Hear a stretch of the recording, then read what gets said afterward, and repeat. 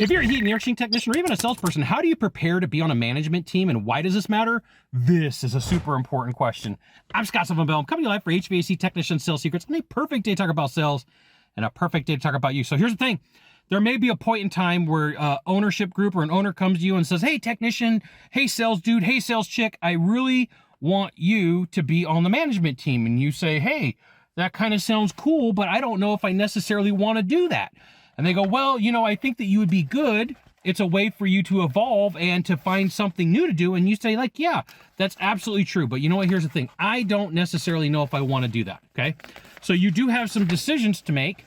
And the first one is to know and understand that when you're on a management team, you are in effectively the middle. Let me grab my drawing, my whiteboard here, right? So up here at the top, you have ownership person or ownership group, whoever it may be. And in the middle is you. And then down here is all the employees, right? And so what ends up happening is what the ownership group starts throwing boulders down for things that you got to deal with and arrows that they shoot at you for you know, things you got to describe. And you got to be the middle buffer and interpret what's going on, because what's happening is the employees down at the bottom are going to start lobbing things at you like, hey, what's going on here? You know what?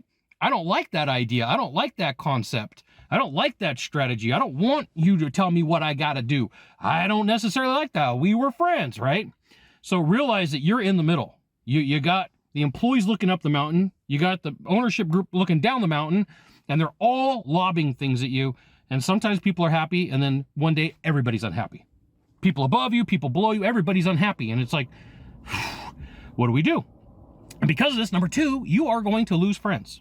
You're going to lose friends, and you're going to gain new ones, because people are going to be like, I don't necessarily like you anymore on the management team, because now you got to tell me what to do. And then there's going to be people who are like, I really like what you have to offer, okay? And this is why you should join HVAC Tech Secrets. I'll give you the goods, not in the Facebook group, not in the YouTube channel. Number three, you got to keep things confidential. You really do. People come to you and say, hey, look, I got XYZ thing going on in my life, or this happened and I've got to deal with it. The last thing you want to do is go around and tell everybody, hey, Bob Smith has got all these problems. You should really ask him questions about it. Like, no, you got to keep things confidential. Number four, there's going to be times where you need to help your team. I can think of an example, and I'm not going to be too specific here, that somebody came to me when I was a manager and said, there's some life issues happening, and I need some time off. And I walked this person over to the sales lead coordinator and said, this person is off for a week. And they said, why? And I said, I don't care. Don't ask me questions. Just take the person off the schedule. Go into the management team. Scott, you know, it's a blackout date. Nobody's supposed to be taking time off. And I said, hey, I understand that. Don't you think that I have a good reason to give said salesperson off an entire week based upon situations? Why won't you just trust me? And so ownership group pulls me aside and goes, hey, what's going on? And I said, it's confidential. But just know that if I gave this person the time off, you got to know that there was a good reason for it. And they said, okay, we're going to trust your judgment. That's a sign of a good ownership group. Okay. Number five, not everybody on the management team is your friend. Beware of scumbags.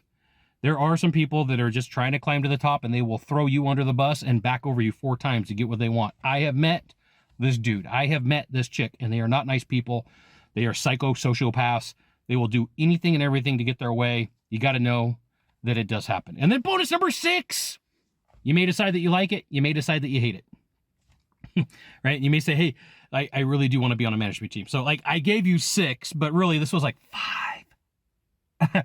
5 things you need to know about being on a management team.